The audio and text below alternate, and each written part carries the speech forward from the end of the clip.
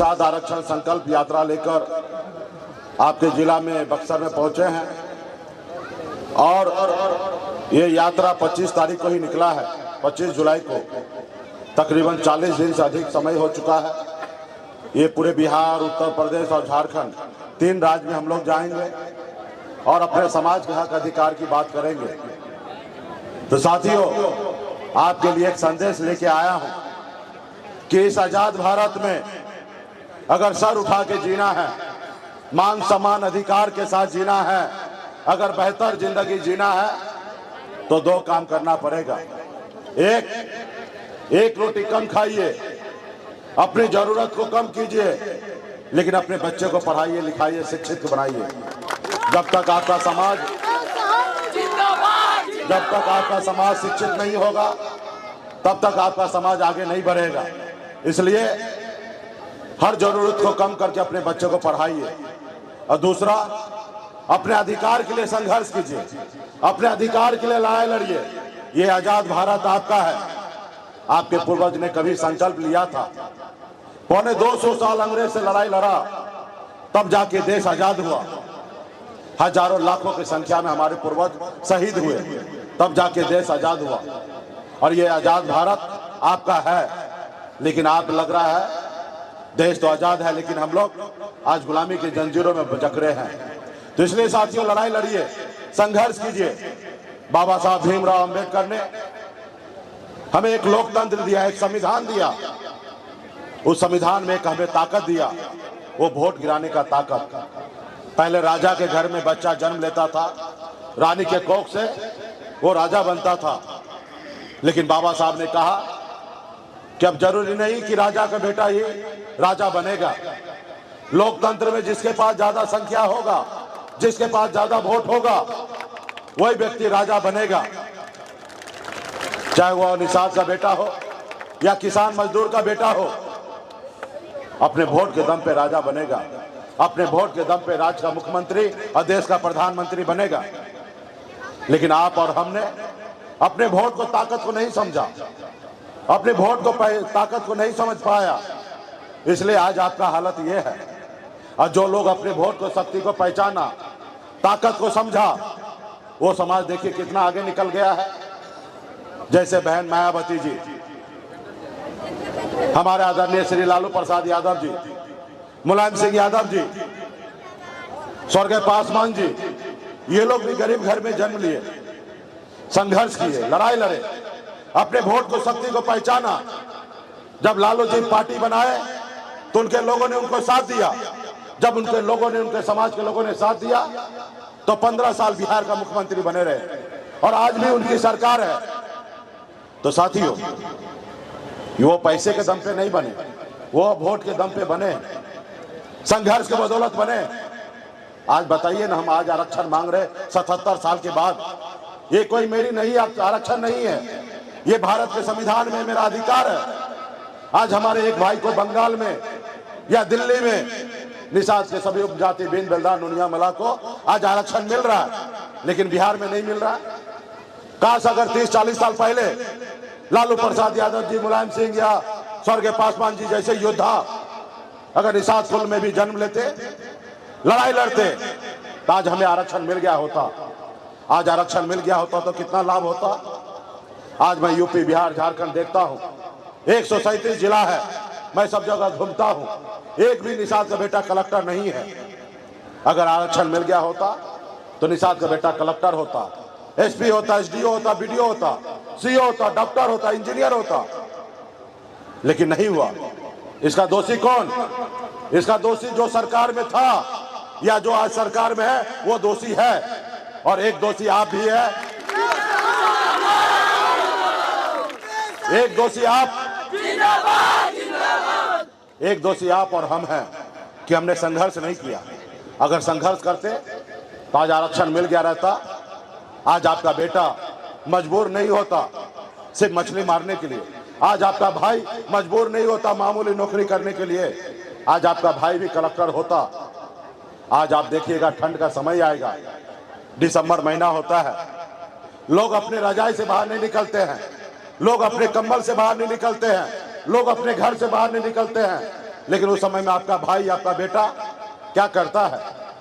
पानी में उतरता है, मछली मारता है, बाजार में बेचता है।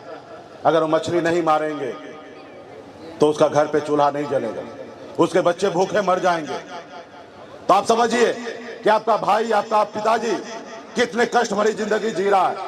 क्या आप चाहते हैं कि ऐसी जिंदगी आपके आने वाला पीढ़ी, आपके बच्चे जिए? अगर नहीं चाहते हैं तो संघर्ष करना पड़ेगा, लड़ाई लड़ना पड़ेगा।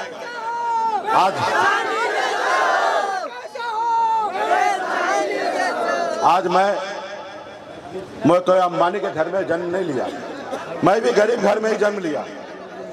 पिताजी मछली मारते थे, दादाजी मछली मारते थे, ऐसे परिवार में मेरा जन्म हुआ। 18 साल की उम्र में घर छोड़कर, परिवार को छोड़कर, माता पिता को छोड़कर मुंबई जैसे शहर गया, मेहनत किया, मजदूरी किया। मात्र 900 रुपया महीने पे नौकरी करता था, 30 रुपया रोज पे मजदूरी करता था, लेकिन मेहनत के दम पर, संघर्ष के बदौलत मुंबई जैसे शहर में अपने मुकाम को हासिल किया। आज मैं बिहार में लड़ाई लड़ रहा हूं पिछले 9 सालों से समाज के हक अधिकार के लिए, घर परिवार बच्चे को छोड़कर आपके अधिकार के लिए लड़ाई लड़ रहा हूं साथियों।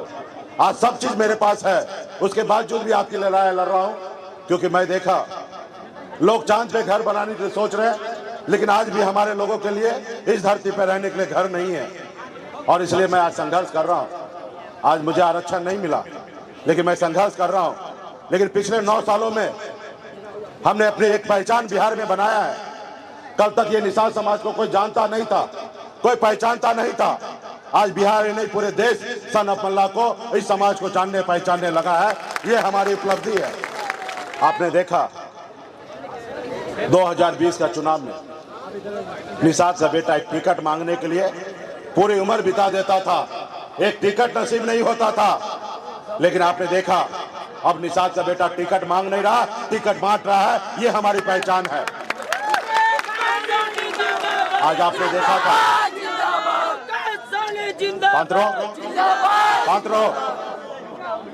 आपने देखा था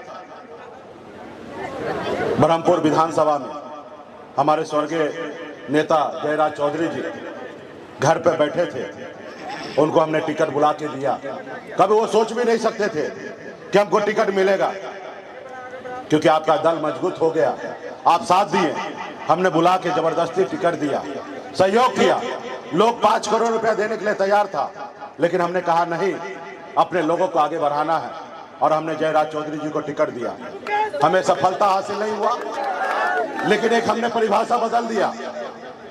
हमने 4 विधायक बनाए, अपने दम पर बिहार में मंत्री बना, हमारे सहयोग से बिहार में मुख्यमंत्री बना।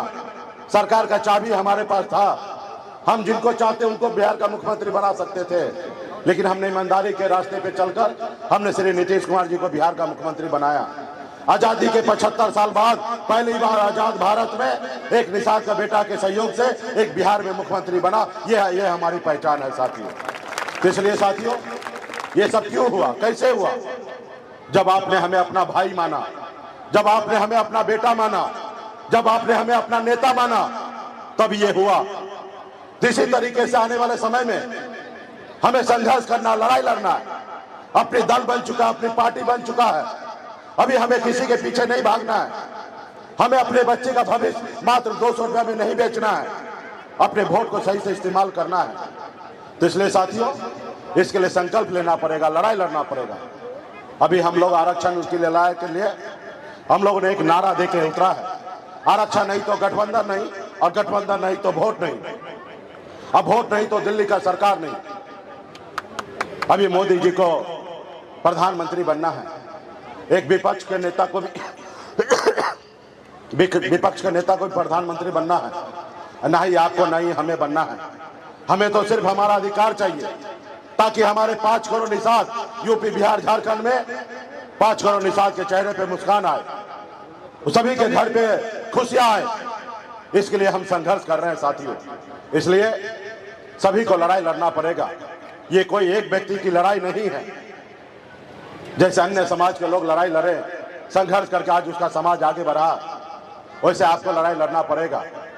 आपके बच्चे के भविष्य के लिए, आपके हक अधिकार के लिए लड़ाई कोई दूसरा कोई नहीं लड़ने के लिए आएगा। आपकी लड़ाई तो आपको खुद लड़ना पड़ेगा साथियों। 75 साल में आपके लिए कोई लड़ने के लिए आया नहीं आया। आज मुकेश सहनी क्यों आया? क्योंकि मैं निषाद कुल में जन्म लिया और निषाद समाज को मैं अपना परिवार मानता हूं, इसलिए आज लड़ाई लड़ने के लिए आया। अगर मैं भी ब्राह्मण भूमियार यादव कुल में जन्म लेता तो क्या आपके लिए लड़ाई लड़ता? नहीं लड़ाई लड़ता। मैं लड़ाई आपके लिए इसलिए लड़ रहा हूं क्योंकि आपका भाई मैं हूं, आपका बेटा, आपका अपना। तो साथियों, आपने अपनी पहचान, अपनी ताकत आपने दिया है। जब भी हमने लड़ाई लड़ा आपने भरपूर सहयोग किया है। आपने हमेशा कहा सरदार मल्ला आप आगे बढ़ो, हम आपके पीछे हैं, हम साथ हैं। आज इसलिए दिल्ली का सरकार हिल रहा है, आज डर रहा है, घबरा रहा है। मुझसे नहीं घबरा रहा है, वो आपसे घबरा रहा है। आज 40 ही दिन हुआ है, लेकिन दिल्ली का सरकार ऐसे ऐसे हिल रहा है। वो इसलिए हिल रहा है कि जहां पे मैं जा रहा हूं, जिस जिला में जा रहा हूं, उस जिला में हजारों की संख्या में आप लोग रोड पे उतर रहे, पसीना बहा रहे, अपने हक अधिकार के लिए संघर्ष करने के लिए उतरे हैं। और ये रिपोर्ट जब दिल्ली वाले देखते हैं तो डरने लगे हैं, क्योंकि उनको वोट चाहिए। तो ये हमसे नहीं डर रहे, वो आपसे डर रहे हैं। इसलिए साथियों, हमें लड़ाई लड़ना है। आपने देखा आजादी के 75 साल बाद पहली बार एक निषाद का बेटा अपने पैर पे खड़ा हुआ, लेकिन दुश्मन ने क्या किया? आपका विधायक खरीद लिया, आपको सरकार से बाहर कर दिया। जो सरकार आपने बनाया था वो नहीं चाहता है कि निषाद का बेटा मालिक बने, वो चाहता है कि निषाद का बेटा हमेशा गुलाम बन के रहे, सर झुका के और मेरे खेत में काम करते रहे। आपको ऐसे लोगों से भी लड़ना है और इसके लिए बड़ी तैयारी करना पड़ेगा, क्योंकि वो लोग चालाक है, उसको घमंड है, वो गलतफहमी का शिकार है। उसको लगता है कि निषाद का बेटा लड़ेगा, चिल्लाएगा, थक जाएगा, और जब चुनाव का समय आएगा तो निषाद का वोट का 200 रुपया दाम लगाएंगे और 200 रुपया में वोट खरीद लेंगे, कुछ नेता को खरीद लेंगे, फिर हम सरकार बना लेंगे। तो उसको भरम को तोड़ना पड़ेगा। और भरम कैसे टूटेगा? इस बार मैंने ऐसी दबाव बनाया है, जैसे कोरोना काल में देश के नागरिक के लिए सुरक्षित रखने के लिए हमारे देश के डॉक्टर ने एक वैक्सीन का तैयार किया था। हमने भी एक वैक्सीन बनाया है, ऐसी वैक्सीन बनाया है, आप जितना लगाइएगा उतना दिल्ली का कुर्सी हिलेगा। और जब दिल्ली का कुर्सी हिलेगा तो डरेंगे, और जब डरेंगे तो आपका आरक्षण का काम करेंगे साथियों। तो इसलिए उनको दिखाना पड़ेगा, बताना पड़ेगा कब निषाद का बेटा जाग चुका है, अपने आने वाला पीढ़ी के लिए संघर्ष करने के लिए मैदान में उतर चुका है। अब हम अपना वोट नहीं बेचेंगे, और ये उनको बताना पड़ेगा, दिखाना पड़ेगा। उस वैक्सीन का नाम है गंगा जल। जब गंगा जल लेके संकल्प लीजिएगा, आप गांव में जब पूजा होता है सत्यनारायण भगवान का, तब आप देखते होंगे पंडित जी आपको हाथ में गंगा जल देते हैं, फूल देते हैं, अक्षत देते हैं, कहते हैं कुछ दक्षिणा भी रख लीजिए, और आपको शुद्ध करते हैं कि संकल्प लीजिए कि अच्छे से पूजा करेंगे।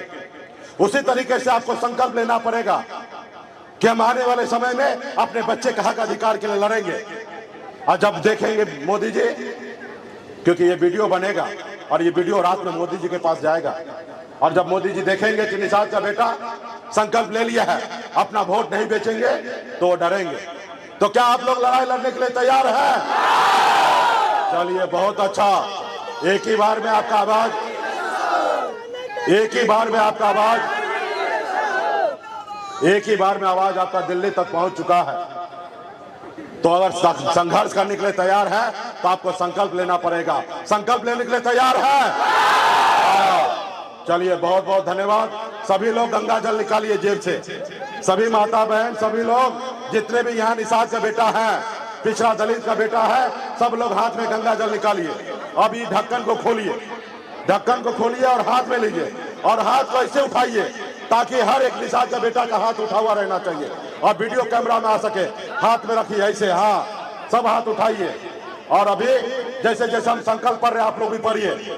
मैं बाबा केवल महाराज, प्रभु श्री राम, भगवान वेद व्यास, भगवान गौराज निषाद, बाबा अमर सिंह, बाबा काशी, बाबा जय सिंह महाराज, बाबा कारिक महाराज, बाबा कोयला, माता कमला, अमर शहीद जुब्बासानी, बिगहाना फूलन देवी और अपने पूर्वज को साक्षी मानकर हाथ में गंगा जल लेकर संकल्प करता हूं कि अपने समाज और अपने आने वाले पीढ़ी के लिए हर परिस्थिति में संघर्ष करूंगा और अपनी विकासशील इंसान पार्टी के साथ रहूंगा।